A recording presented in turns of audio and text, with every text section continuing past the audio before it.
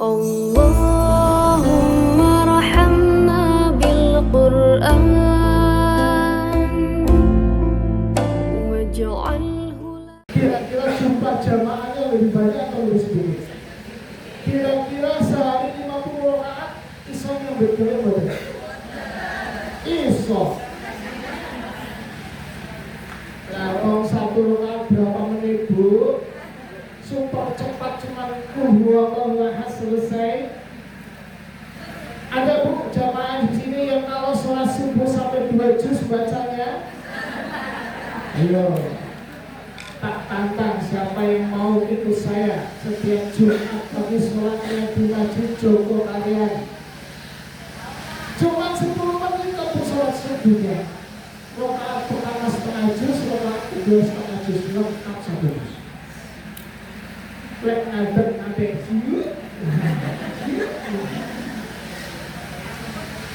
anak saya yang terakhir saya ajak ke sana cuma sekali untuk selamanya.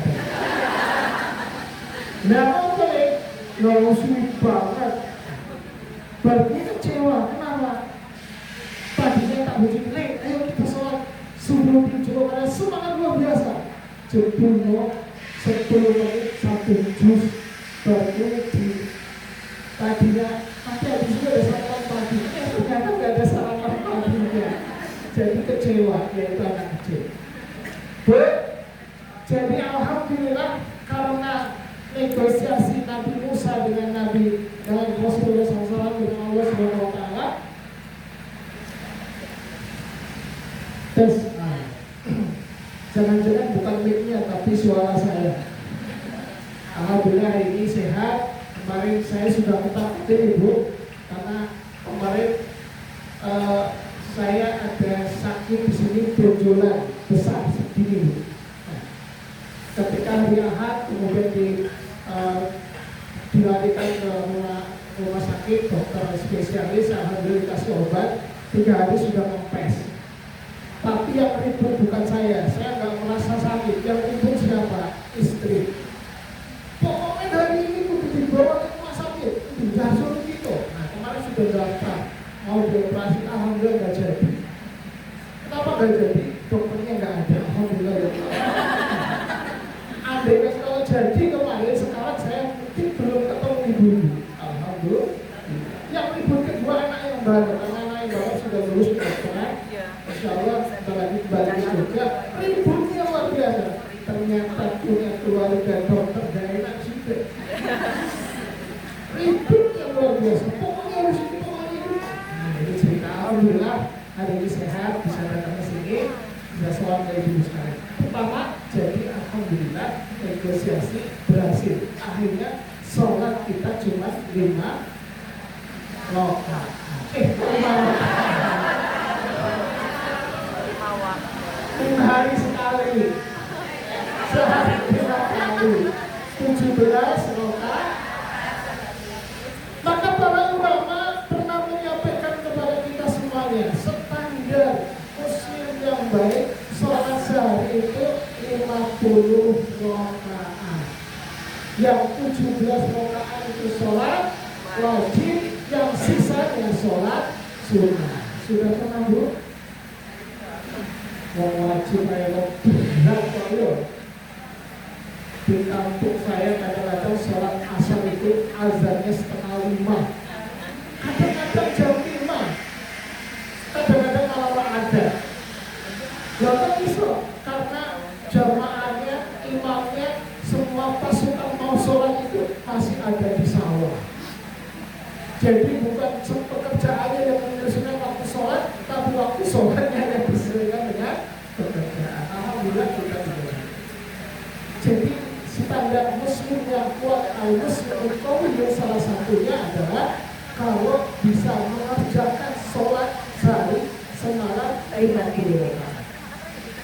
Sholat wajib, sholat rawatib, sholat duha, sholat tobat, sholat tahajud, sholat hajat, dan sebagainya. Total 50 rakaat. Ternyata enak Bu kalau sudah biasa. Itu yang pertama. Jadi tidak ada asbabun nuzul khusus tentang al-Fatihah Al-Fatihah kecuali kalau surah ini turun bersama dengan perintah sholat. Dan yang kedua, saking dahsyatnya surah Al-Fatihah ini, ketika turun langit terbuka luar biasa. Sampai Rasulullah bersama sahabat itu kaget, sedang dalam majelis, kemudian Rasul lihat.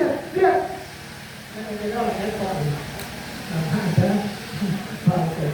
Lihat, karena zaman dulu masjidnya Rasulullah tidak ada atapnya, di atas pasir cuma dipatok-patok saja. Jadi kalau ada kejadian fenomena alam di langit kelihatan langsung. Itu dia, ternyata langit terbuka luar biasa. Para sahabat kaget, ada apa ini ya Rasulullah? Rasulullah menjawab, surah Fatihah sudah turun di bawah malaikat. Itu satu dahsyatnya surah Al-Fatihah. Kemudian yang ketiga, tanda kedahsyatan surah Fatihah ini, ketika surah Fatihah ini turun, maka Iblis itu setan yang paling ganas. Iblis itu jenis setan yang pernah menggoda Nabi Adam. Begitu Al-Fatihah turun, iblis ini sakit luar biasa. Sakit luar biasa yang tidak pernah terjadi. Mungkin demam ya, mungkin menggigil juga pernah. Jadi kalau ada orang dibacakan surah Fatihah kepada dirinya, kemudian badannya gemetaran, berarti anak iblis itu, orang setannya. Maka yang ini dan tidak ada ya. Jadi kalau orang ketebalan jin, ketebalan setan, dibacakan Al-Fatihah dengan Al-Fatihah yang standar, yang baik, yang benar, maka dia akan gemetaran. Karena bapaknya setan namanya iblis juga ketika Al-Fatihah turun, dia langsung demam, sakit luar biasa. Ditengok para setan, ternyata setan kali menengok juga ya. Setan dari berbagai penjuru menengok si iblis yang kesakitan. Kalau ditanya iblis, tengok tadi, tumben biasanya sawah, biasanya menggoda orang kemana-mana, lalu terkapar di atas kasur, selimutan, menggigit, dia cerita, wahai saudara-saudaraku, persis nih, persis, wahai saudara-saudaraku, saya bukan sakit fisik, saya sakit jiwanya. Kenapa sakit? Karena Allah menurunkan surah Al-Fatihah. Sakit surah Al-Fatihah turun, iblis kemudian sakit gara-gara mendengar surah Al-Fatihah turun. Kenapa kemudian kamu sakit wahai iblis? Karena siapapun yang membaca surah Al-Fatihah ini akan dimudahkan masuk ke dalam surganya dan neraka akan ditutup baginya. Itu yang membuat kemudian iblis sakit. Karena apa? Pekerjaan iblis adalah menggoda manusia siapapun dari atas, dari bawah, dari kanan, dari kiri, bahkan sampai masuk ke dalam badan, masuk ke dalam darahnya, masuk ke dalam air, dalam tubuhnya, untuk selalu mengajak manusia ke jalan yang sesat, jalan yang maksiat, jalan yang penuh dosa, jalan menuju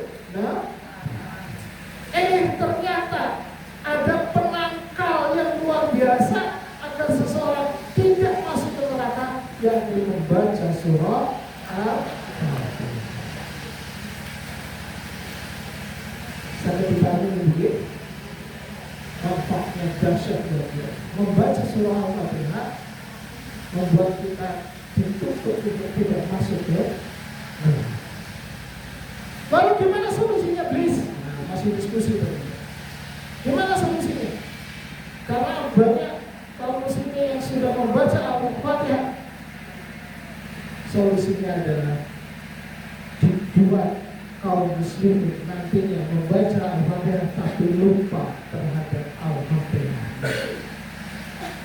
Dibuat lupa terhadap Al-Fatihah.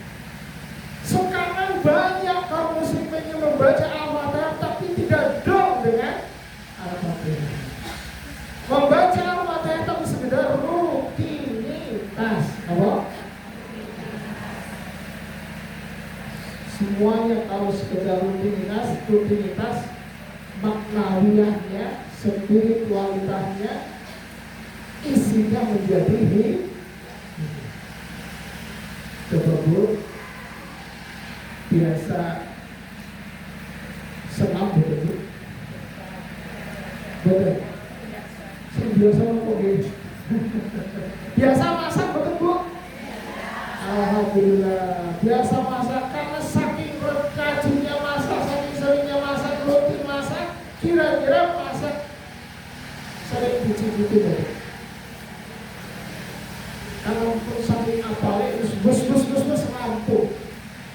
Masak biasanya setengah jam cukup 10 menit selesai karena sudah biasa. Menikmati itu. Karena sudah terbiasa. Sama ketika membaca Al-Quran karena rutinitas tidak diikuti dengan pemahaman yang benar, maka hilang maknanya. Kalau sudah begitu berarti kita masuk perangkat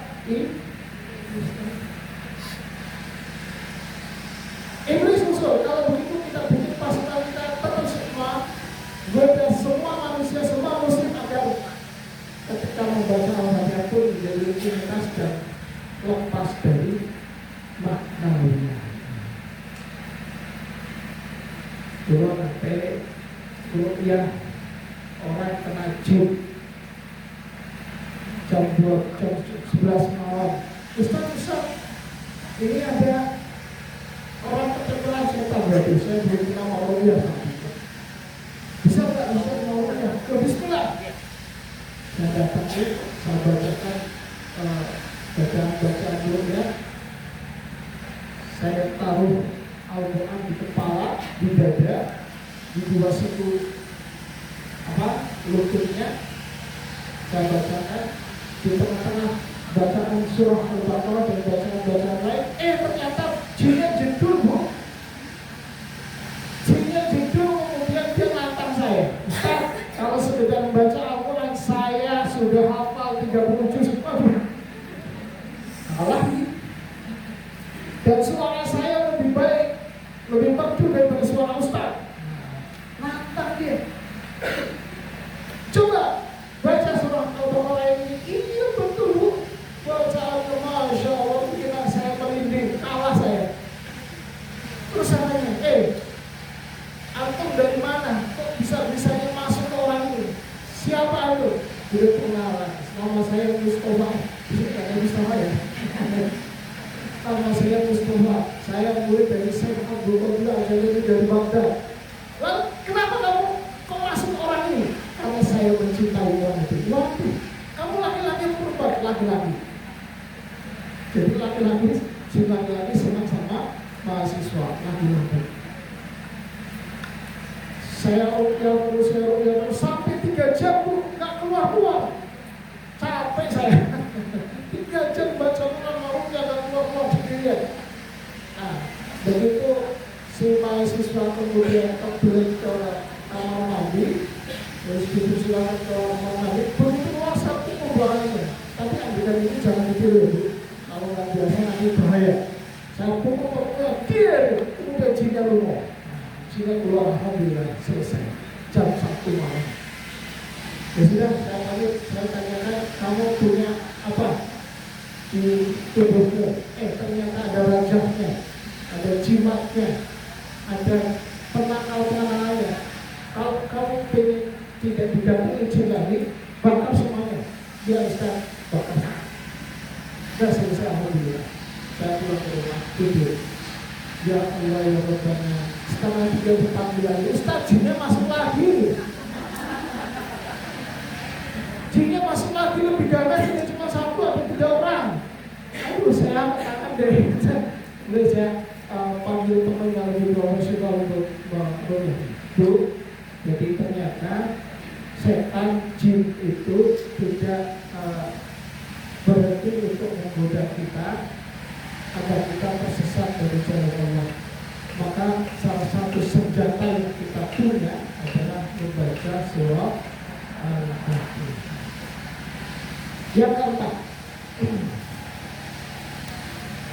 para mufassirin ini belum masuk ke tafsirnya dulu, ini pendahuluan dulu, mudah-mudahan rampung. Para mufassirin, para ulama semua sepakat bahwa surah Al-Fatihah ini adalah firman Allah yang harus kita imani kebenarannya. Dimana? Kalamullah. Di mana firman Allah ini, kalamullah ini sudah diberikan kepada hambanya, kepada manusia. Maka surah Al-Fatihah ini sekarang menjadi milik kita. Apa buktinya? Buktinya di dalam salah satu ayatnya, iyyaka na'budu wa iyyaka nasta'in. Apa atas itu? Iyyaka na'budu wa iyyaka nasta'in. Kepadamulah kami menyembah dan kepadamulah kami memohon pertolongan. Kalau itu kata-kata kalimat ucapan dari Allah Subhanahu wa taala kepada hambanya, berarti keliru. Masa Gusti Allah meminta kepada hambanya? Masa Gusti Allah meminta beribadah kepada hambanya? Karena itu ulama sepakat bahwa kullu nasifil al-Fatihah sudah diberikan kepada manusia, sehingga ayat tadi iyyaka na'budu wa iyyaka nasta'in adalah bentuk ucapan dari Allah Subhanahu wa taala yang sudah diberikan kepada manusia, kemudian manusia sampaikan kembali kepada Allah. Iyyaka na'budu wa iyyaka nasta'in. Hanya kepadamu ya Allah kami menyembah, dan hanya kepadamu ya Allah kami mohon pertolongan. Ini yang perlu kita pahami dulu gitu. Karena Al-Fatihah sudah milik kita, harus kita gunakan sebaik-baiknya, harus kita pahami sebaik-baiknya. Baik manfaat syariatnya maupun fadilah-fadilahnya yang luar biasa. Nanti satu dua kita sampaikan fadilahnya kalau cukup waktu. Karena jangan sampai kalimat-kalimat yang dahsyat ini di dalam Al-Quran dan di dalam surah Al-Fatihah lepas begitu saja, tidak kita manfaat.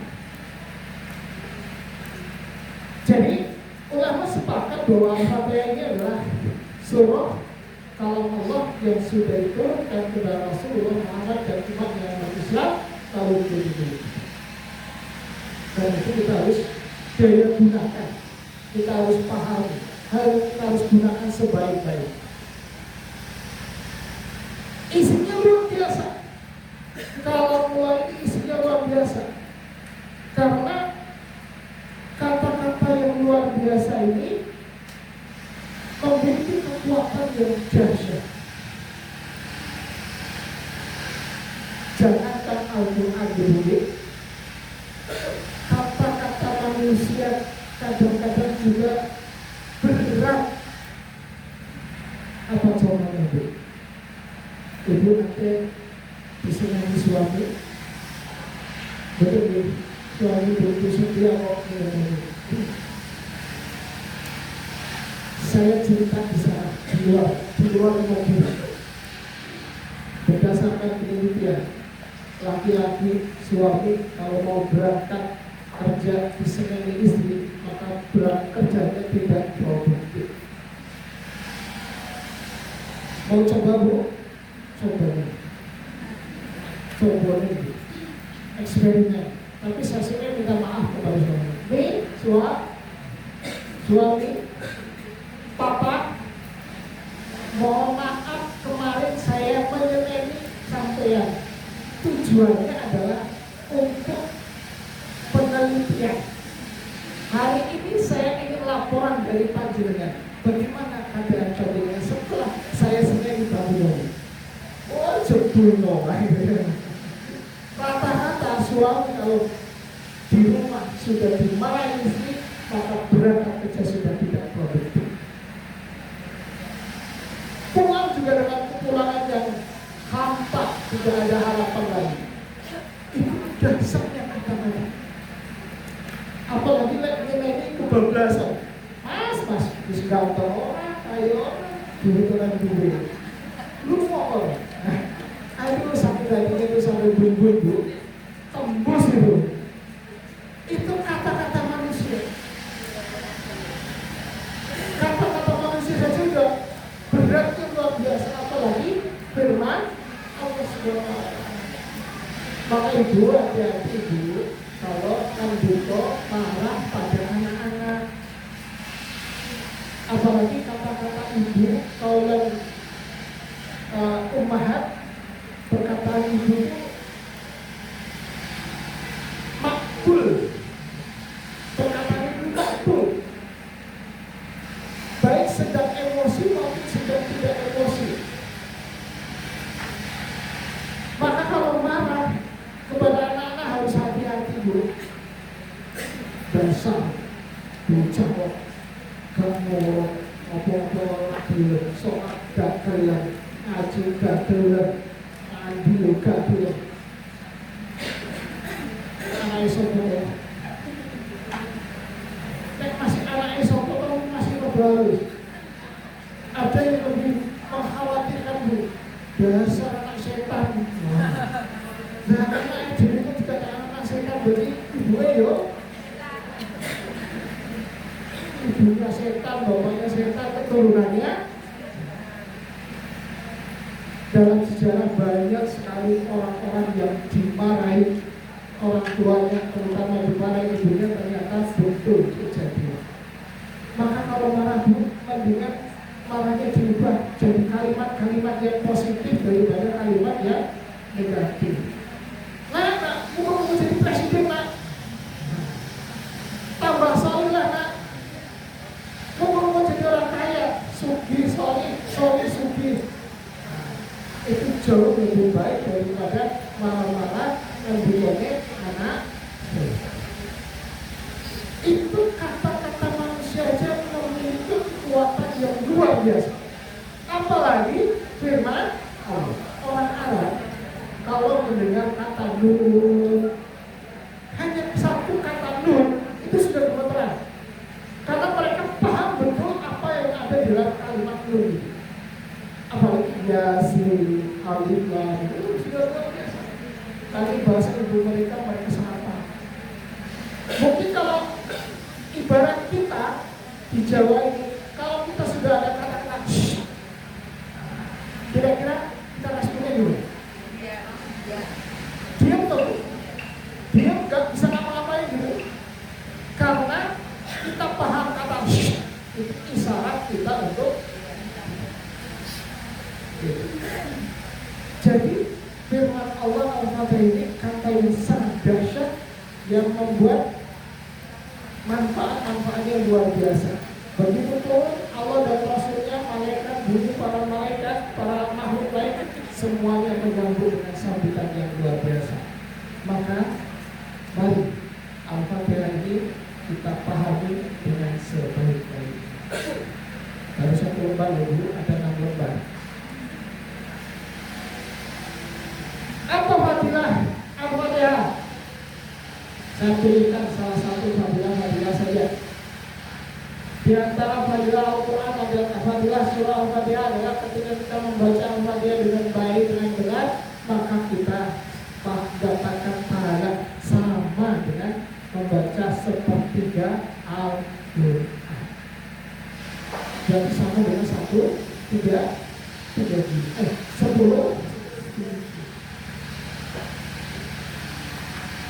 luar biasa. Baca satu surat pahalanya setara dengan 10 juz ketika kita membaca Al-Quran. Maka itu menjadi kalamullah yang luar biasa. Kemudian terkabulnya hajat. Maka salah satu tata cara doa dimulai dengan membaca surah Al-Fatihah, kemudian dilanjutkan dengan sholawat Nabi, baru kemudian membaca doa-doa yang dihajat. Itu yang paling standar. Mau nggak Bu, saya kasih, mohon ingat, saya kasih ada teknik doa yang mustajab dengan Al-Fatihah. Belum betul? Tapi pakai diamalkan betul. Kita ibu punya kebutuhan betul. Punya hajat enggak? Punya masalah enggak? Punya hutang enggak?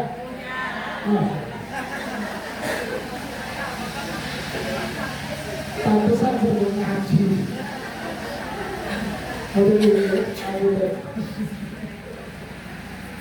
Di antara fadilah Al-Fatihah yang mudah kemudian dikabulkan hajat, caranya begini. Ketika membaca Al-Fatihah dimulai dengan Bismillahirrahmanirrahim, Alhamdulillahirrahmanirrahim, Ar-Rahmanirrahim, Maliki yaumiddin. Ketika ayat Iyyaka na'budu wa iyyaka nasta'in diulang 7 kali, baru nanti menyambung ihdinas siratal mustaqim. Terutama dibaca di luar sholat. Jadi Alhamdulillahirrahmanirrahim, Ar-Rahmanirrahim, Maliki yaumiddin, Iyyaka na'budu Maliki yaumiddin, kemudian Iyyaka na'budu wa iyyaka nasta'in. Satu. Begitu sampai Iyyaka nasta'in, hati kita memohon kepada Allah apa yang kita minta, apapun yang kita minta. Karena di ayat pertama Bismillahirrahmanirrahim, nama Allah yang Maha Penyayang, Alhamdulillahirrahmanirrahim. Ketika hamba mengucapkan membaca Alhamdulillahirrahmanirrahim, Gusti Allah langsung menjawab, hamba-Ku sudah memuji Dia. Ar-Rahmanirrahim, hamba-Ku sudah mensalat, memberikan pujian yang kedua kepada-Ku. Kemudian yang berikutnya, Maliki yaumiddin, hamba-Ku sudah meyakinkanku bahwa Aku pemilik yaumiddin. Baru yang kemudian Iyyaka na'budu wa iyyaka nasta'in, maka semua yang diminta oleh hamba akan aku kabulkan dengan segera. Karena hamba itu sudah memuji dengan luar biasa, maka balasannya akan diberikan semua yang diminta oleh hamba. Maka jangan sayang kalau momentum doa ini tidak kita tangkap, tidak kita gunakan. Gitu. Kalau ketika baca Iyyaka na'budu wa iyyaka nasta'in, satu berarti mintanya apa? Ya Allah, aku tambahkan ya Allah, mudah-mudahan bojoku tambah saleh ya Allah. Terus baca lagi Iyyaka na'budu wa iyyaka nasta'in. Ya Allah, mudah-mudahan aku tambah saleh, tambah salihah, keterima di dunia ya Allah. Bisa lagi Iyyaka na'budu wa iyyaka nasta'in. Yang ketiga, ya Allah, berikan rezeki kepada aku ya Allah, agar aku bisa melunasi hutang-hutangku ya Allah. Yang keempat, Iyyaka na'budu wa iyyaka nasta'in. Minta apa? Yang kelima, Iyyaka na'budu wa iyyaka nasta'in. Minta apa lagi? Iyyaka na'budu wa iyyaka nasta'in. Yang ketujuh, Iyyaka na'budu wa iyyaka nasta'in. Baru kemudian dilanjutkan ihdinas siratal mustaqim, siratal ladzina an'amta 'alaihim ghairil maghdubi 'alaihim waladdallin. Kemudian ini baru satu. Kalau bisa diulang 11 kali, kalau bisa diulang 41 kali, kalau mampu diulang lagi 313 kali, kalau bisa masih mampu diulang sehari 1000 kali. Entek waktunya itu. Ngomong Al-Fatihah. Tapi karena kita butuh banget, tidak, yang paling maju angkanya 313. Kenapa 313? Rujukannya adalah Allah menolong kaum muslimin di perang Badar. Jumlah kaum muslimin 313 bisa mengalahkan kaum kafir Quraisy yang jumlahnya berapa? 1000. Kabilahnya. Kalau tidak bisa banyak, paling tidak ya minimal 7 atau 11 kali di luar sholat.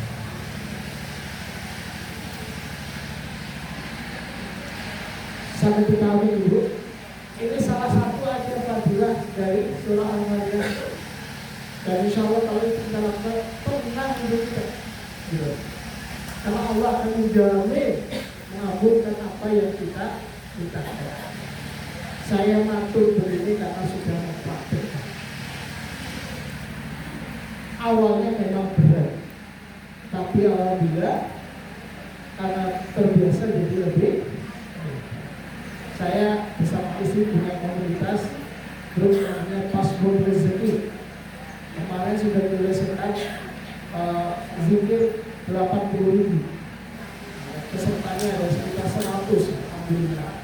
Ini tahun kedua kita akan masuk pada surah Al-Fatihah lagi 41 kali sehari. Jadi nanti laporannya dari habis asar sampai habis asar akan buka. Habis asar hari berikutnya. Alhamdulillah rezeki itu ada saja. Apa yang kita minta kita banyak dari yang lakukan. Alhamdulillah Ustaz, saya dapat ini. Salah satu lagi. Baik ibu-ibu, jadi itu diantara fadilah. Masih banyak. Kalau sakit maka bacakan surah Al-Fatihah. Ini lebih lagi pada orang yang sakit. Maka insya Allah itu juga menjadi fadilah. Karena surah Al-Ikhlas menjadi surah bersifat. Ibu-ibu yang berdoa Allah,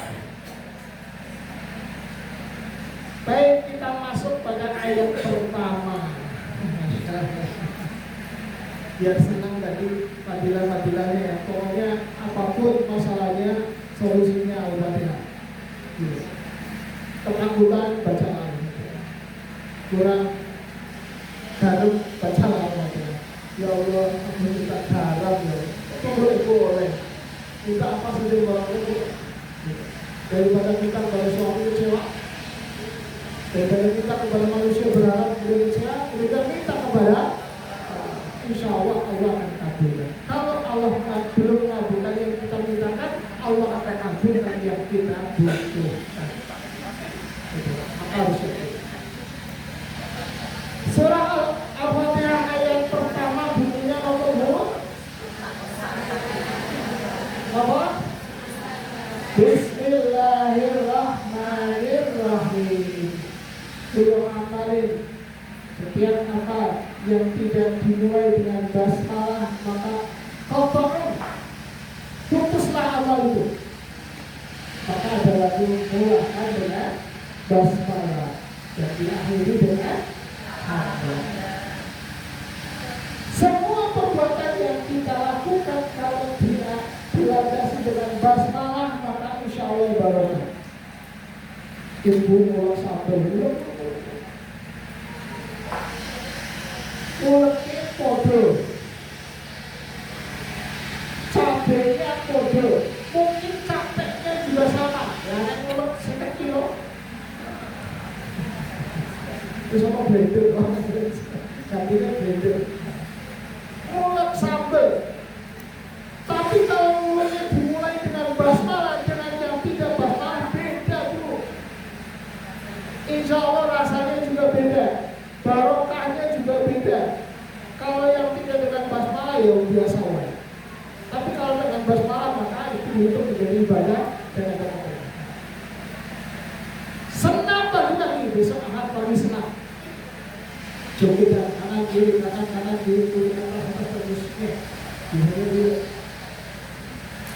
sehat segar. Tapi kalau senam dimulai dengan basmalah maka tidak cuma segar badannya, sehat badannya, ada keberkahan yang masuk dalam tubuh kita. Maka gunakan segala sesuatu dengan basmalah. Apalagi kalau membaca basmalah ngerti banget Bismillah dengan nama Allah. Kata ba ini, Bismillah ini ada 14 jenis kata ba. Ada salah seorang teman meneliti huruf ba, dia dapat tokoh di Malaysia. Cuma huruf ba, belum huruf yang lain. Salah satu makna huruf ba di situ adalah Allah mengawasi tindakan-tindakan kita yang kita.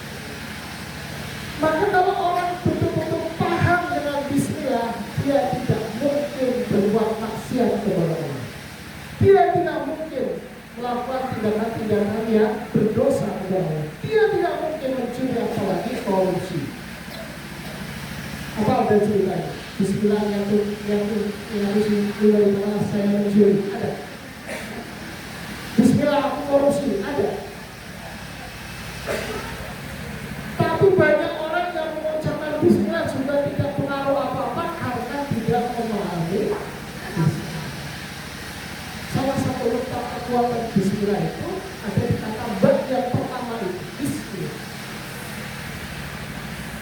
Karena semua yang kita lakukan Bismillah karena Allah. Kalau sudah kata Allah, hati-hati. Allah mengawasi kita. Allah tahu gerak-gerik kita. Allah tidak tidur. Allah selalu akan meminta pertanggungjawaban kita. Bismillah. Apalagi setelah Bismillah, Bismillahirrahmanirrahim. Ada harapan yang luar biasa ketika kita betul-betul dengan Bismillah itu, maka Allah akan turunkan Ar-Rahman Ar-Rahim. Ar-Rahman diberikan kepada semua makhluk, termasuk semua manusia. Di antara Ar-Rahman yang diberikan hasilnya Allah yang diberikan kepada semua makhluk, Ar-Rahman itu nafas, air, bumi, sempatan waktu. Itu sama, itu semua. Orang kafir, orang musyrik, orang Yahudi, orang Nasrani, sama satu hari, 24 jam. Sama diberi nafas gratis, apa dia bayar? Kecuali COVID, COVID harga oksigen satu botol kecil aja, ya Allah. Yang biasanya cuma 150 jadi yang satu botol saya bapaknya di Klaten harganya sudah 1,5 juta. Bayangkan kalau Allah menarik pajak atas bumi dan bangunan, pajak atas nafas, atas air, isu-isu kita bangkrut gitu. Karena tidak bisa membayarnya. Nah itu rahman dari Allah, bentuk kasih sayang kepada Allah kepada semua makhluknya. Sama diberi, sama diberi udara oksigen, sama diberi tanah untuk hidup. Ar-Rahim, kasih sayang Allah yang spesial hanya diberikan kepada kaum muslim, terutama nanti di akhirat. Betapa durhananya kita ketika sudah dimulakan dengan Bismillah, tapi yang kita lakukan malah bertentangan dengan syariat Allah, bertentangan dengan ajaran Allah. Padahal Allah sudah menjadikan siapapun yang membaca Bismillah mendapatkan Rahman dan Rahim dari Allah Subhanahu. Mungkin anak-anak kita masih rewel, tidak cuma anak, mungkin suami kita juga masih rewel. Barangkali kata Bismillah itu belum ditempatkan pada tempatnya. Masih ada perbuatan-perbuatan kita yang melanggar aturan. Bismillah. Bismillah ini, jadi kalau ulama mengatakan Al-Quran adalah Al-Fatihah adalah ummul kita, induknya kitab suci. Ada yang mengatakan Al-Quran adalah ummul Quran, induknya Al-Quran. Jadi Al-Quran kalau disederhanakan menjadi Al-Fatihah. Al-Fatihah itu kalau disederhanakan intinya ada pada kata Bismillah. Bismillah kalau disederhanakan dimulakan dengan kata ba.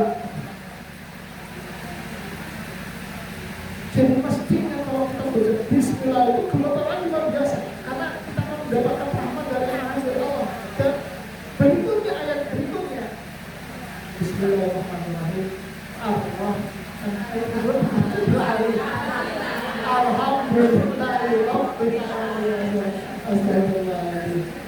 Setelah Bismillah maka kita akan ketemu hamdalah.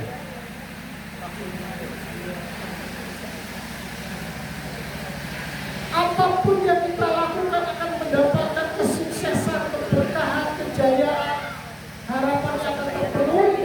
Bila Bismillahnya benar, maka akan ketemu dengan hamdalah. Begitu dekat Bismillah dengan hamdalah. Di tengah-tengahnya ada Ar-Rahman Ar-Rahim. Maka kalau cita-cita kita, harapan kita, keinginan kita belum terpenuhi, barangkali Bismillahnya belum sepenuhnya, sehingga belum mendapatkan Alhamdulillah.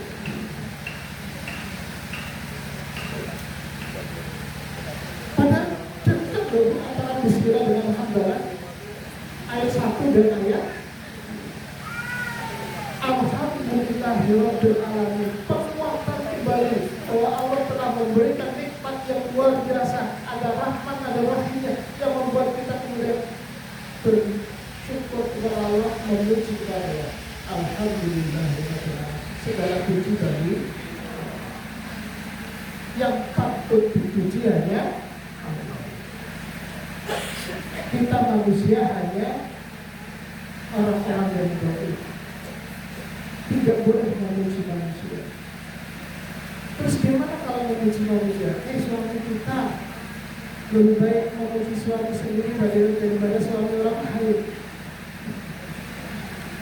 Padahal sekarang banyak pelakor nih, banyak pelakor.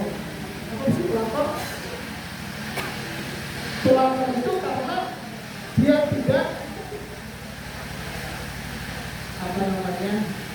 tidak jumbo dengan suami, tidak jumbo dengan istri, tidak setia dengan istri. Ada pelakor.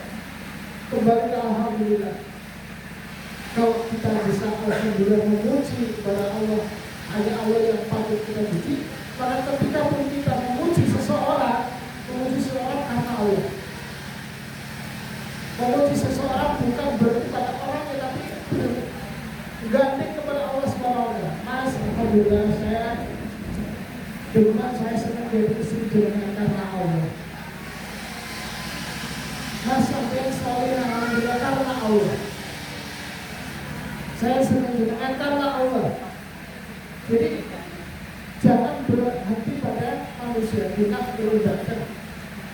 Maka langsungkan kepada Allah. Yang patut dipuji hanya Allah Subhanahu wa Ta'ala. Alhamdulillahirabbil alamin. Semua yang ada di semesta alam ini diperuntukkan kita semuanya, maka wajiblah kita untuk bersyukur kepada Allah. Alhamdulillah.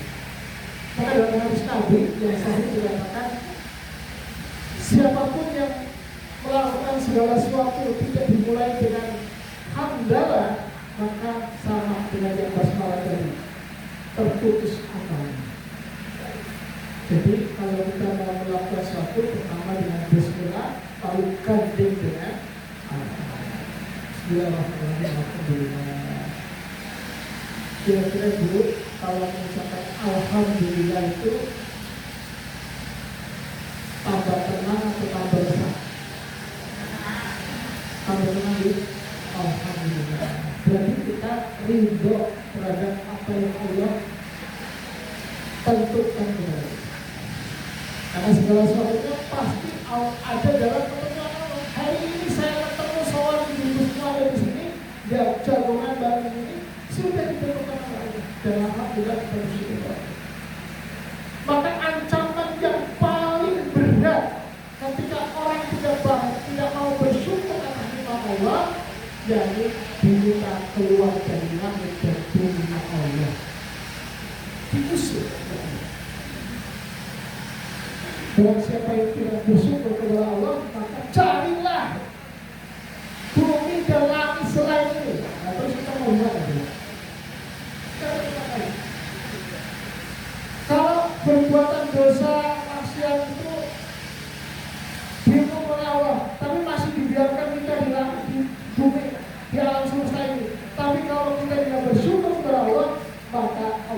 mengusir kita dari alam semesta ini. Saking pentingnya kita bersyukur kepada Allah. Alhamdulillahirabbil alamin. Sebagai bentuk dari rasa syukur kita kepada Allah Subhanahu wa taala, maka selalulah kita mengucapkan alhamdulillah. Ketika diuji Allah betapapun sakitnya, kita juga mengucapkan alhamdulillah.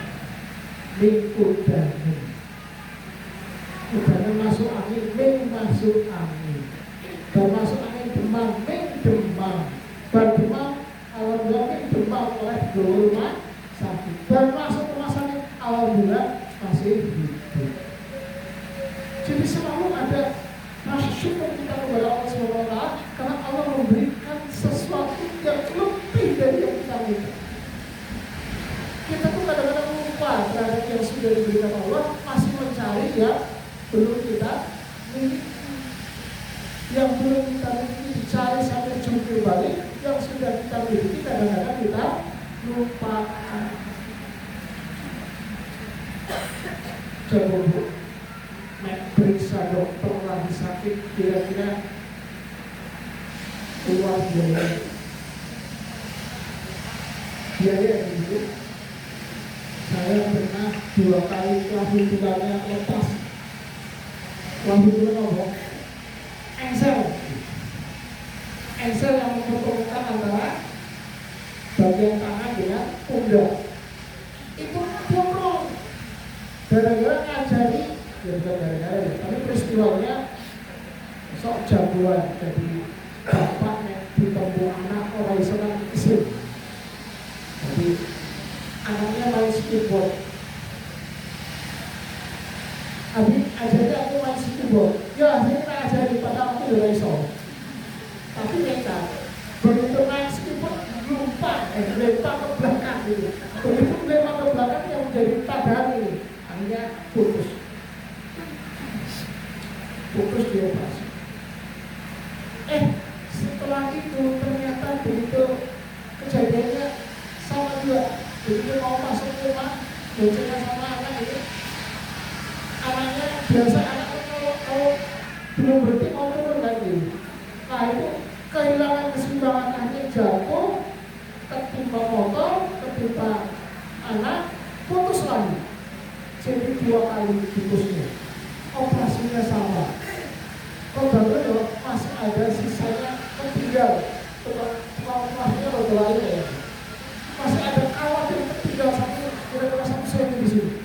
Padahal operasinya sudah 2 kali. Nah, 2 kali operasi kira-kira ya habis 50 juta. Ternyata itu masih kecil dibandingkan sekarang masih hidup. Jadi maka patilah kita bersyukur kepada Allah, apapun ujiannya pasti ada maksud baik dari Allah Subhanahu wa taala.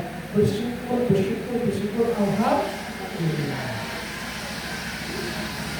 Ini yang berdoa Allah, maka ayat ketiga diulangi lagi di ayat ketiga, alhamdulillahirabbil alamin ar-rahmanir-rahim. Sepantasnya kita bersyukur kepada Allah karena Allah menegaskan kembali bahwa Allah Maha Pengasih lagi Maha Penyayang. Meskipun kita itu kadang-kadang masih nekat tidak menurut Gusti Allah, tapi Allah tetap menyayangi kita karena Allah Maha Penyayang. Mestinya kan beragama, berislam, silakan lakukan perintah, tinggalkan. Cuma itu. Tapi kadang-kadang kita itu Allah, kadang-kadang malah tidak nurut, disuruh maju malah berhenti, disuruh jalan malah berhenti, disuruh berhenti malah berhenti. Coba kalau di traffic light dulu merah mestinya berhenti, tapi malah kalau disuruh berhenti kok malah jalan-jalannya tabrak. Hijau disuruh jalan kok malah mandek gitu, kok sama aku. Beragama itu sebenarnya sederhana. lakukan yang diperintah, tinggalkan yang dilarang. Maka perintah itu menjadi wajib. Semua perintah Allah itu menjadi wajib. Ini dikerjakan. Kuncinya adalah mastata'tu, beramal, beribadah, menjalankan semua perintah Allah. Kuncinya mastata'tu, sesuai kesanggupan kita, sesuai kesanggupan kita semaksimal mungkin. Sampai ketika kehabisan Allah sendiri yang menghentikan kita. Itu mastata'tu namanya. Mastata'tu itu bukan sampai naik di Allah, bukan. Apa aja dengan dulu, nah itu bukan mastata'tu. Tapi kalau mastata'tu udah nggak apa-apa, maju tetap berangkat ngaji. Gitu. Dia terus maju ngaji terus baliknya priang orang kok masih hidup. Alhamdulillah. Itu mastata'tu. Puasa, sholat, zakat, semua mastata'tu kita lakukan secara maksimal sampai kemudian batas-batas kita di sini tidak mampu lagi. Atau yang seperti kalau sholat tahajud, ya Allah, musnatu, ya Allah, nah itu baru kemudian. Kalau masih seger, ya jalan. Kuncinya mastata'tu. Tapi kalau nahyu, larangan Allah, kuncinya stop, tidak ada tawaran Allah. Kalau apa yang Allah larang, Rasul larang, kemudian kita tidak stop pada saat itu, maka akan balik lagi, akan dilakukan kembali, akan ketagihan lagi. Namanya tobat sambal. Pedes tapi lagi malah levelnya bertambah. Pedes malah levelnya tidak tambah. Terus tobatnya nggak ada gunanya karena tetap maksiat jalan terus. Jadi kuncinya itu, kalau perintah Allah melakukan sesuai maksimal kemampuan kita. Tapi kalau larangan berarti sudah tahu utang itu bikin masalah, tapi begitu rampung utang masih utang. Malah utangnya urung rampung masih tambah utang. Samsoyo apa? Ini apa nih? Gila kok nih? Lakonnya betul? Alhamdulillah. Suara-suara kampung bagus, gak enak. Mending duduk semadio seadanya, secukupnya rasa apa? Meniru gaya orang. Ya, kembali. Kalau kita sudah bisa begitu, maka insya Allah ini maha kasih, mau kasihnya Allah maha penyayang. Meskipun kita berdosa, Allah masih menerima kita. Meskipun kadang-kadang kita ngeyel, kadang-kadang banyak alasan, tapi Allah masih menerima kita. Buktinya kita masih hidup. Allah masih memberikan kehidupan dari kita. Dengan kehidupan itu berarti kita masih memiliki kemampuan untuk berubah menjadi lebih. Kalau Allah sudah matikan kita sudah selesai, kita nggak bisa apa-apa lagi. Banyak orang yang meninggalkan Al-Quran, di sana banyak orang yang meninggalkan mereka ingin balik ke dunia, nyesel. Kok dia nak kurang ini, kok dia nak kurang, kalian kok cuma ini terhadap amal soleh mereka tidak maksimal. Baik saudara sekalian yang berbahagia, yang keempat, nanti kalau nggak selesai nggak apa-apa ya, tapi intinya insya Allah bisa kita tangkap. Yang keempat, ayat yang keempat, Malik Yaumiddin, yakni yang menguasai hari pembalasan, Yaumiddin, hari kiamat. Ibu percaya hari kiamat, Bu? Banget, mau banget? Apa buktinya? Tanda-tanda kiamat sudah banyak. Sekarang Raja Salman ketakutan sebagai Raja Arab Saudi, karena ciri-ciri kiamat sudah muncul di sana. Salah satunya adalah gunung pasir, padang pasir yang dulunya padang pasir sekarang sudah mulai hijau, sudah mulai banyak rumputnya, sudah mulai banyak hujannya, sudah mulai banyak banjirnya. Yang dulu gunung batu dan sebagainya sekarang sudah mulai keluar airnya, sudah ada sungai-sungai di Mesir Utara. Satu sisi mereka berbeda, tapi sisi yang lain mereka menjadi takut. Oh, ternyata sabda Nabi itu betul. Itu menjadi salah satu ciri kiamat itu sudah hari pembalasan. Awalnya yang menjadi pembalasan, karena itu semua yang kita lakukan besok akan dibalas di akhirat. Salah satu maksudnya itu. Karena ada hari kiamat. Kalau dibilang mudah-mudahan kita tidak menconangi hari kiamat gitu. Bayangkan kalau hari kiamat, jangan hari kiamat gempa 2006 aja masih gempa terakhir. Kalau ini boleh, ini masih ya. Gempa 2006 atau 2004? 2006 kan, Masya Allah. Karena saya masih tiduran, tak camping dua-duanya. Satu kanan satu kiri, lari ke depan rumah. Ternyata istri ketinggalan di lapis, gempanya itu. Di depan ada lapangan yang sudah bergelombang. Masya Allah. Baru kita beres nih. Itu masih ringan, masih traumanya luar biasa. Ini gempa. Apa meneneng tsunami? Apa meneneng gunungnya berterbangan? Apa meneneng laut kemudian naik? Apa meneneng kalau matahari turun? Kalau saya ini panasnya luar biasa ya. Kalau bilang aslinya aduh, berkulitan. Tadi pagi saya berangkat dari pondok itu terang benderang loh Bu. Baru masuk ke jejeran itu baru hujan. Pleret utara itu nggak hujan, panasnya luar biasa. Baru panas sekitar 31 derajat saja kita sudah banyak mengeluh. Apalagi kalau matahari diturunkan sepenggalan di atas kita, kita mau jadi apa Masya Allah ini? Itu dia. Maka Bu, di antara makna Allah memiliki hari kiamat bahwa Allah kelak akan nagih beliau menghisab apapun yang kita perbuat di dunia. Benar? Ini sebagai warning, sebagai kewaspadaan kita bahwa semua yang kita lakukan saat ini, kemarin dan yang akan datang, Allah akan balas. Baik seberat di sejarah maupun yang lebih kecil. Jadi kita harus hati-hati terhadap amal dunia masalah akhirat dunia itu sebagai ladang untuk beramal panen kita besok di akhirat. Mendingan sekarang kita melakukan mitigasi akhirat daripada telat. Kalau telat nyesel. Meskipun kita masuk surah ya Allah, alhamdulillah masuk surah ini kok surahnya menyampaikan ya. Ada surga yang lebih baik, kemudian jauh. Kenapa saya tidak masuk ke sana?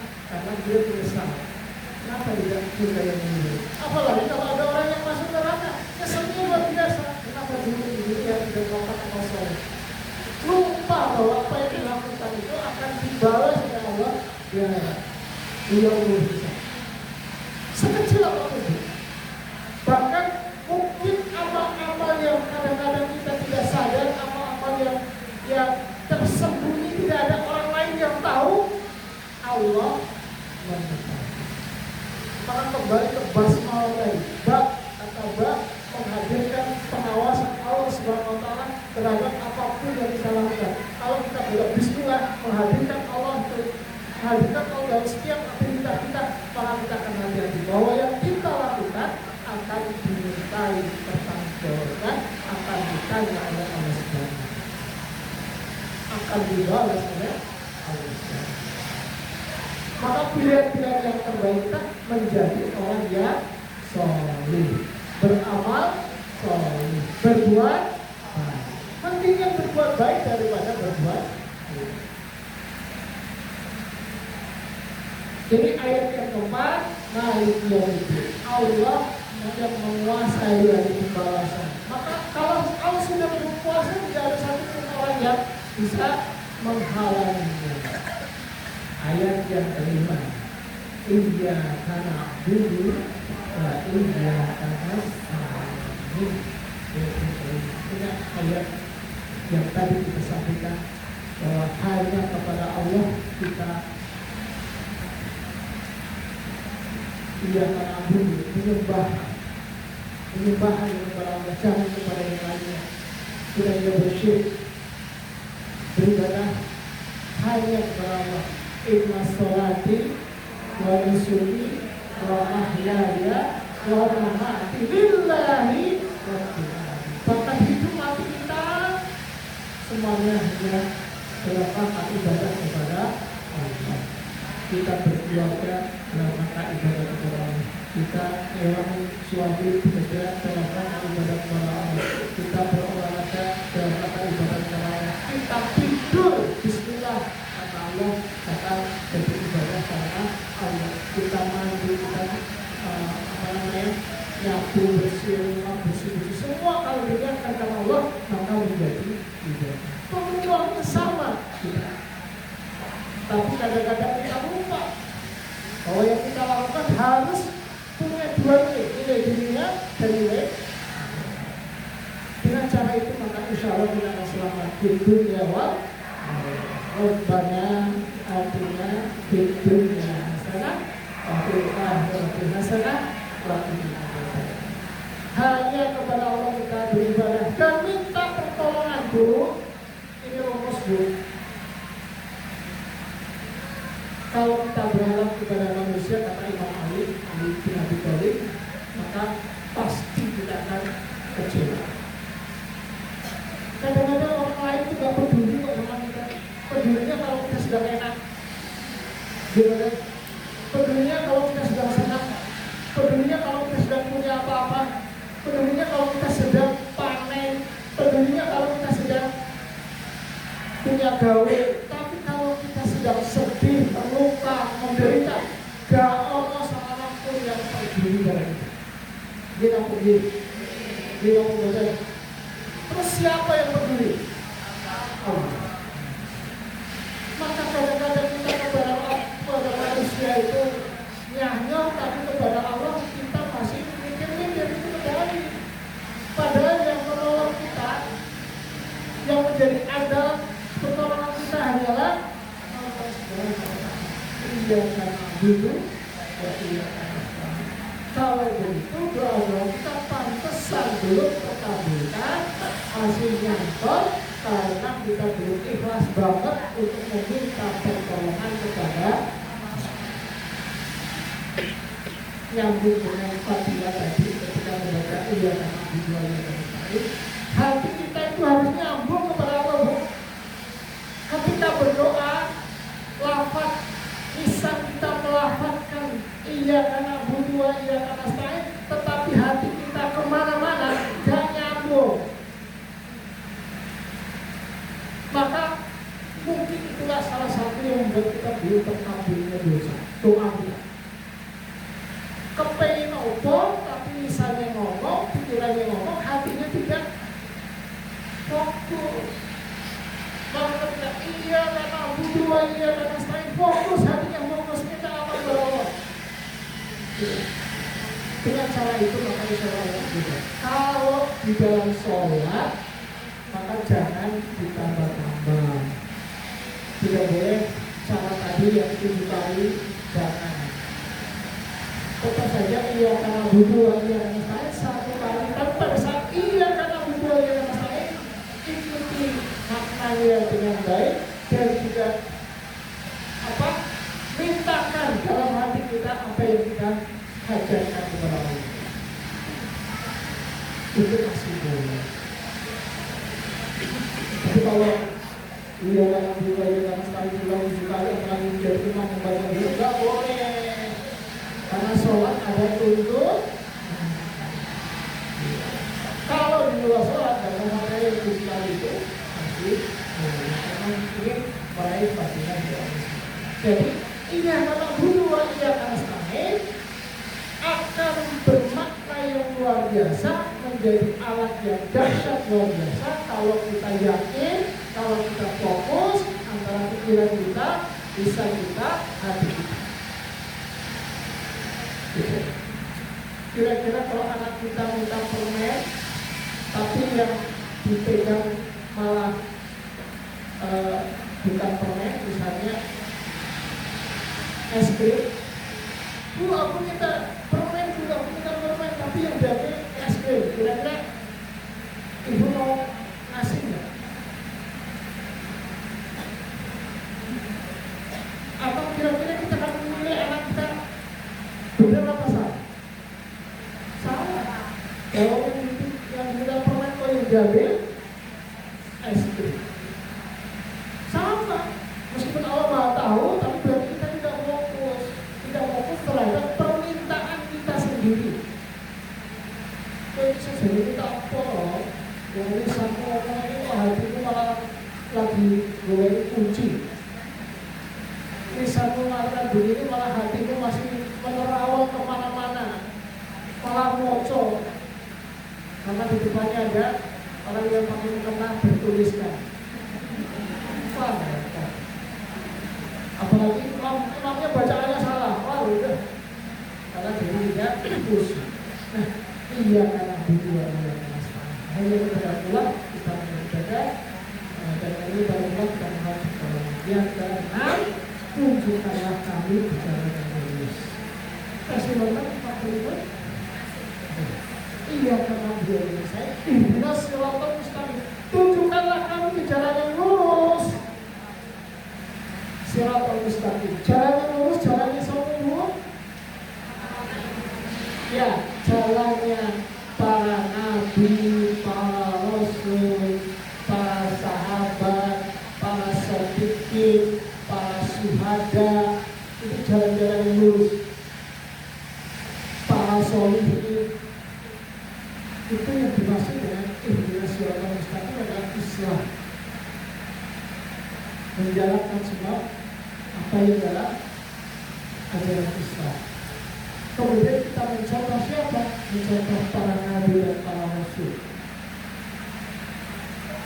Yang berikutnya kita mencontoh para sahabat, mencontoh para siddiqin, orang-orang yang baik, mencontoh siapa berikutnya syuhada, mereka yang hidup di medan perang, mencontoh siapa berikutnya sholihin, orang-orang yang saleh. Jadi sudah jelas kita akan mendapatkan jalan yang lurus, jalan yang baik kalau yang kita ikuti itu orang-orang yang baik. Ada sejarah track record-nya yang baik. Karena Rasul sudah tidak, para sahabat sudah tidak. Sholihin masih ada, sholihin masih ada, sholihin itu begini. Sholihin masih ada. Nah kita ikuti yang amal-amal mereka. Dan kita bisa mengikuti itu kalau kita bisa membaca sejarah. Jadi sirah nabawiyah penting untuk dipelajari. Sejarah Nabi, sejarah Rasul, sejarah para sahabat, sejarah orang-orang saleh itu kita pelajari untuk apa? Agar kita bisa mengikuti jejak-jejak kebaikan mereka. Itulah salah satu manfaatnya kenapa Allah turunkan Rasul kepada umatnya, agar ada yang dicontoh, agar ada yang bisa diteladani. Selagi ada contoh aja, kadang-kadang kita contoh yang lain aja. Rasul banyak sedekahnya, kita alhamdulillah. Rasul banyak sholat sunnahnya, kita juga banyak sholat sunnah. Rasul sedikit tidurnya, kita juga sedikit tidur. Dia dulu. Setelah sampai akhirnya ngamuk. Pergo. Ini loh Bu, buktinya anjir. Lapisannya aja, ternyata ngantuk tidur pecah. Itu cuma layar. Jadi kita mencontoh Rasulullah, mentaulah dari Rasulullah dalam hidup dan kehidupan kita, mencontoh Rasulullah. Maka insya Allah akan jadi semangat itu ihdinas siratal mustaqim. Kita sudah mohon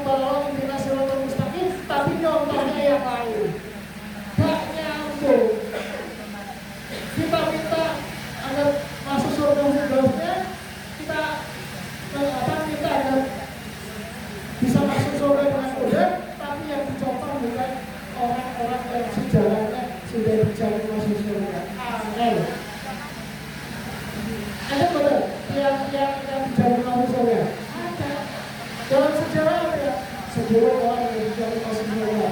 Salah satunya juga ada Abu Bakar, ada Utsman, ada Rasulullah sebagainya. Kita contohnya. Dan kita bisa mencoba itu kalau kita tahu sejarahnya. Maka penting juga untuk belajar tentang sejarah Islam, sejarah para nabi, para rasul. Tujuannya agar kita bisa mencontoh jejak-jejak kebaikannya. Nah, terutama kembali ihdinas siratal mustaqim berarti kembali kepada Islam. Terus apa wae contoh di dalam Islam? Rasa yang mulia. Agar kita mendapatkan siratal mustaqim. Yang terakhir, alhamdulillah.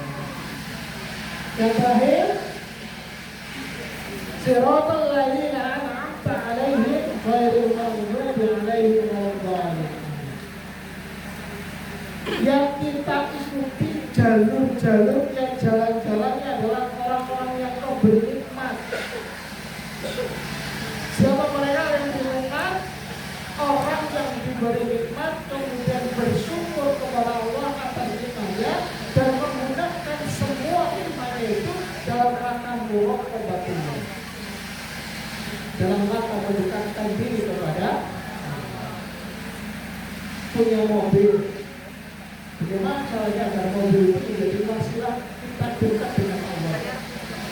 Punya sapi, bagaimana agar sapi itu bisa mendekatkan diri kita kepada Allah? Punya lahan, punya rumah, punya HP, bagaimana caranya agar HP itu bisa mendekatkan diri kita kepada Allah? Kita menjauhkan. Bu, sehari lebih banyak baca HP atau baca Quran? Gitu. Sehari lebih banyak lihat Al-Quran atau lihat HP dulu? Nah, itu dia. Maka HP itu harus dibelokkan menjadi alat untuk mendekatkan diri kita kepada Allah. Sudah betul banyak melihat HP gak apa-apa, tapi yang dilihat ya yang mempelajarkan kita agar kita bisa dekat dengan Allah. Kita nonton drama Korea, drakor, sinetron, kemudian apa? Saya juga sering dulu ada drama Korea episode-nya sampai 24. Saya juga hafal di episode ini. Semua orang. Tapi yang sampai waktu jeduk dalam HP luar biasa. Andaikan kita lebih lama, lebih senang membaca Quran, rasanya beda. Tapi toh di dalam HP ada Al-Qurannya, ada Quran digital kok itu. Ya, sekarang ketika kita ketagihan HP, salurkan ketagihannya itu menjadi sesuatu yang baik. Ngaji, hafalan, sekolah hafalan, ngecek bacaan Quran kita, zikir kita, itu menjadi wasilah kebaikan. Jadi semua yang Allah berikan nikmat kepada kita, nikmat itu harus menjadi wasilah untuk taqarrub ila Allah. Itulah cara kita mempertahankan agar kita tetap berada di siratal mustaqim. Ghairil maghdubi 'alaihim, bukan mengikuti jejak-jejak orang yang sesat. Banyak orang yang sesat. Ketoknya api tapi ternyata menyesatkan. Ketoknya wajahnya ganteng tapi ternyata hatinya busuk. Ketoknya harganya murah tapi setelah didekati malah jadi dijual. Saya sering lihat di diri saya Bu, durian harganya 10.000. Ternyata setelah didekati durian semua enak. Salak harganya 5.000, semua laku. Begitu mendekat ternyata 5.000 sekarang. Sekarang banyak hal yang menyesatkan, termasuk banyak hal di media sosial yang menyesatkan kita. Kadang-kadang kita ikut mikir, oh iya, apa sih Pak Prabowo ini? Apa jadi mikir? Oh bukan pekerjaannya.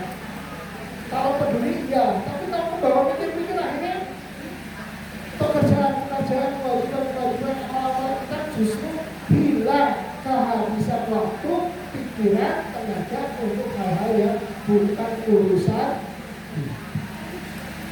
Banyak yang stres gara-gara HP, mengikuti apa yang ada di HP.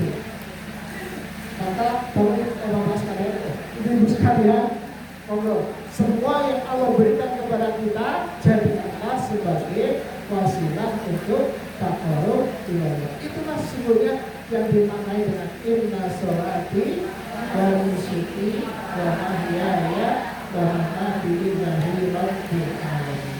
Demikian mudah-mudahan 7 ayat surah Al-Fatihah bisa kita pahami dari barat dan bisa kita amalkan, dan fadilah yang masih banyak terutama untuk pengajian doa.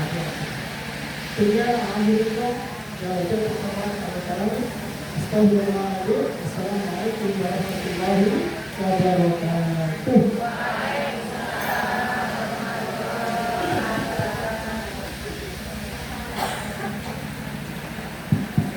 Ya, alhamdulillah sudah kita mengajari 7 ayat ulumul kitab surah Al-Fatihah yang Masya Allah, semoga kita beriman kita semoga pada hari ini. Sebelum ditutup Ustaz ya, 5 menit sebelum ditutup, adakah yang ingin bertanya Ibu? Oke, monggo.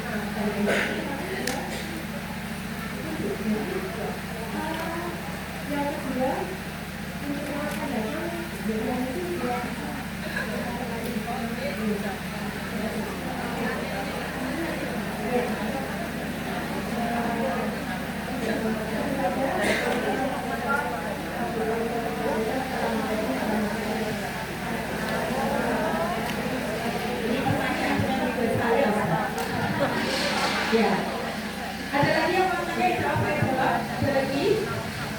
Ya.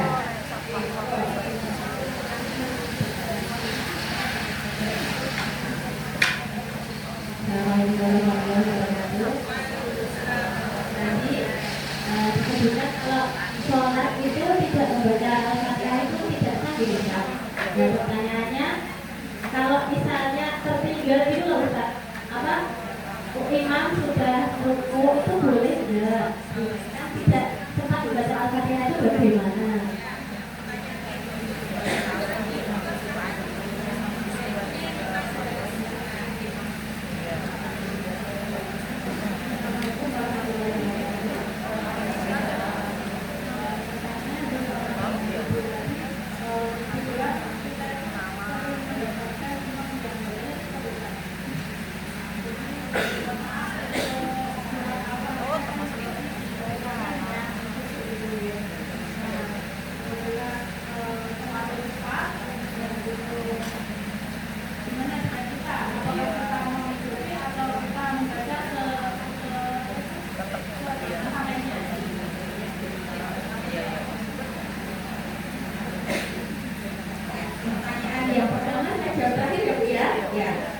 Tadi pertanyaannya, kalau ikut imam Al-Fatihahnya kita ketinggalan karena mungkin ada cepet, ya itu bagaimana? Apakah sah atau tidak ketika kita jadi makmum di jamaah yang Al-Fatihahnya kita ketinggalan?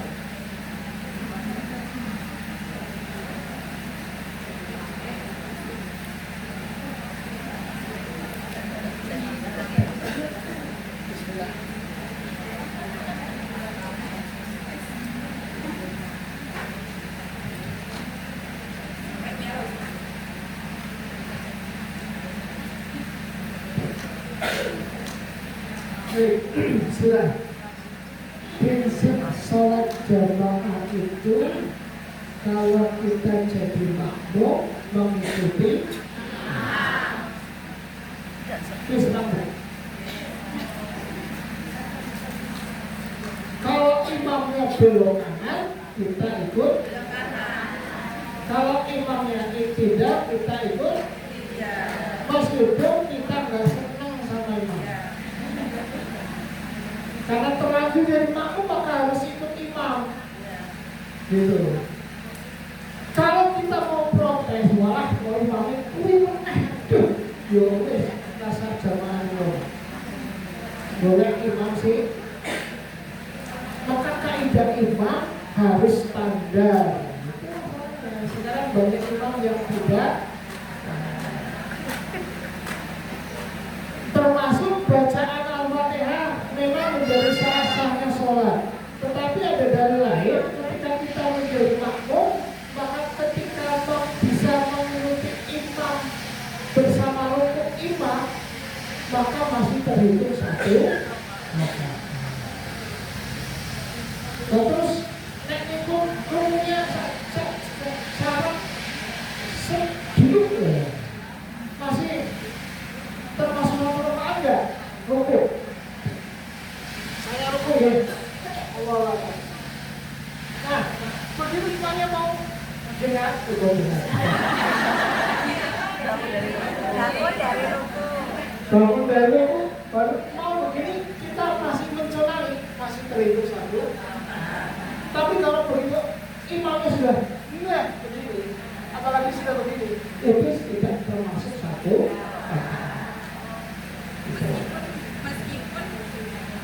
Meskipun nggak sempat baca Al-Fatihah Ya, gitu.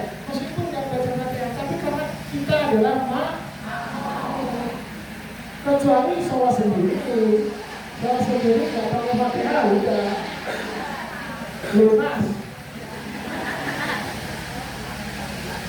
Nah, tapi ada yang lebih hati-hati lagi kalau tidak mengikuti rukuknya imam sampai selesai, padahal dia datang baru ketika bagus terus imamnya posisinya begini, dia mengikuti begini.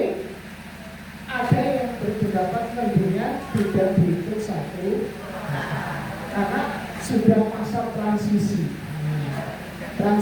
dari rukuk ke iktidal gitu. Nah, masa transisi ketika di itu kereta kita sudah mulai begini. Nah, biasanya banyak yang terobos kan, padahal belum sampai. Nah, sebaiknya betul-betul kalau tidak menjumpai imam bersama imam sholat baca sholat Al-Fatihah, maka menjumpai imam dalam rukuk sepenuhnya itu jauh lebih baik. Akan terhitung satu. Tapi kalau sudah masa transisi tadi sudah bergerak, kalau kita baru ikut, ya lebih baik jangan dihitung satu. Emang majil, ya.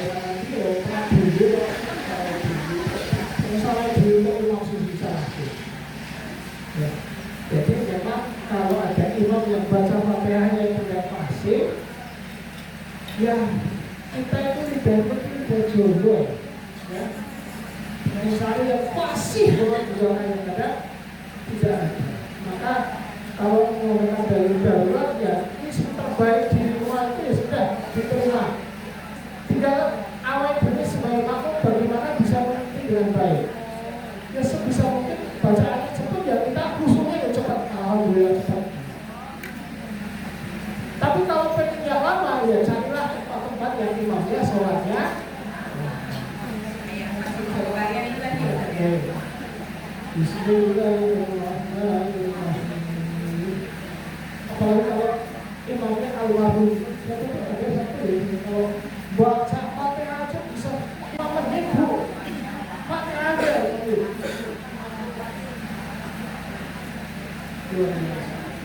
Nah semua itu mas tato baru tergantung kemampuan kita. Jadi selain imamnya orang sesuai dengan awal terus malah juga bisa. Maaf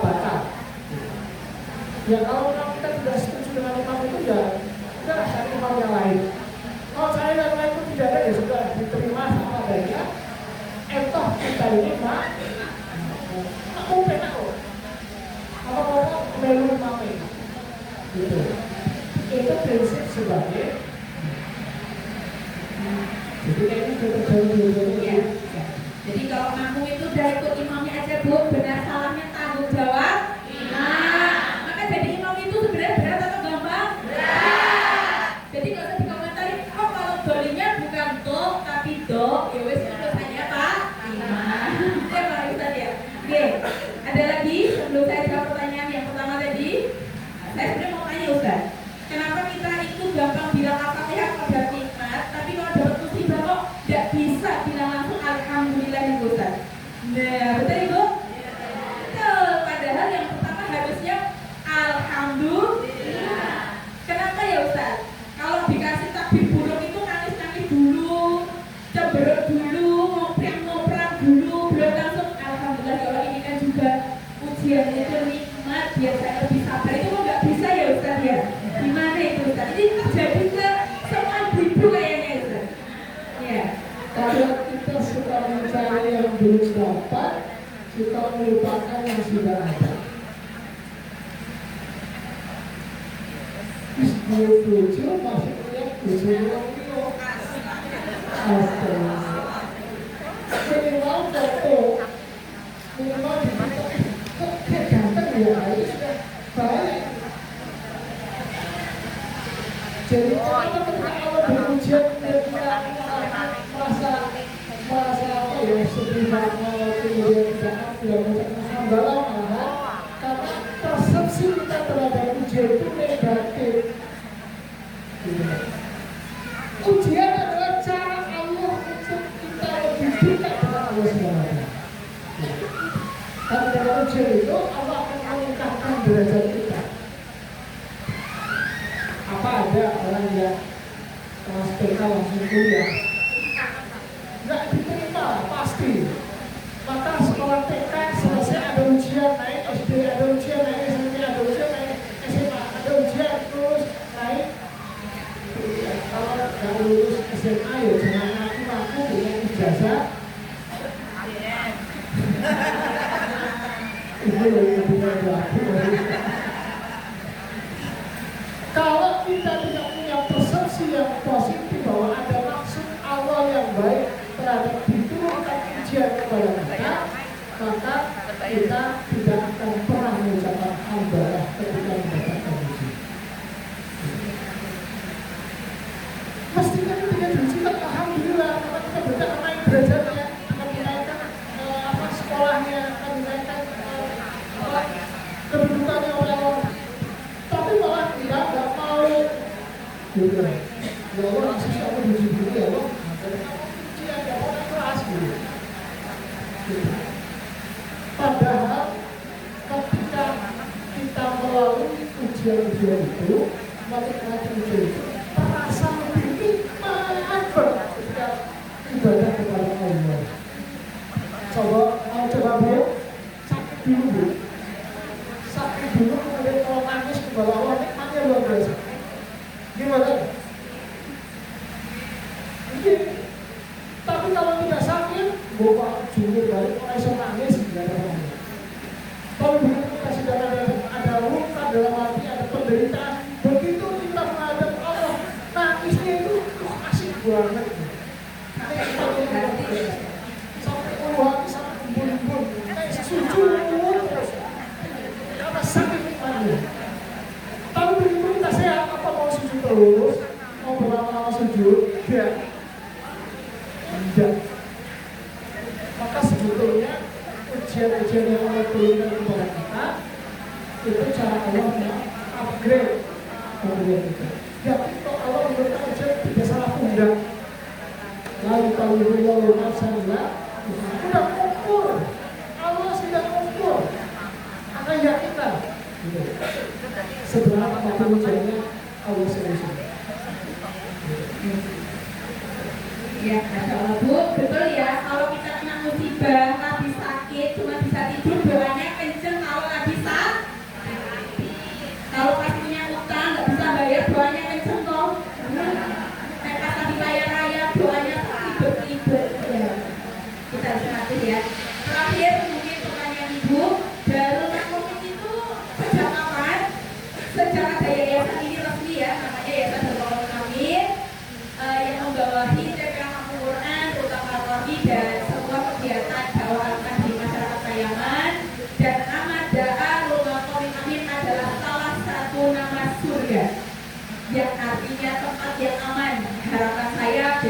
Jamaah Masjid Duha Al-Bayan tempat surganya di Darul Waqawin. Amin. Gitu ya. Terus pertanyaannya, Bu, kapan-kapan Ustazah Fatimah yang ngisi? Siap Bu, kalau pematerinya nggak bisa hadir, saya penggantinya. Ya, gitu. Karena memang materinya agak berat, yaitu fikih, hadis, tafsir, tazkiyatun nafs, yang mungkin untuk saya pribadi harus lebih dalam mempelajarinya karena kapal saya lebih ke Quran dan pendidikan. Tapi kapan-kapan boleh kita coba untuk membahas Quran dan pendidikan anak ya, insya Allah gitu.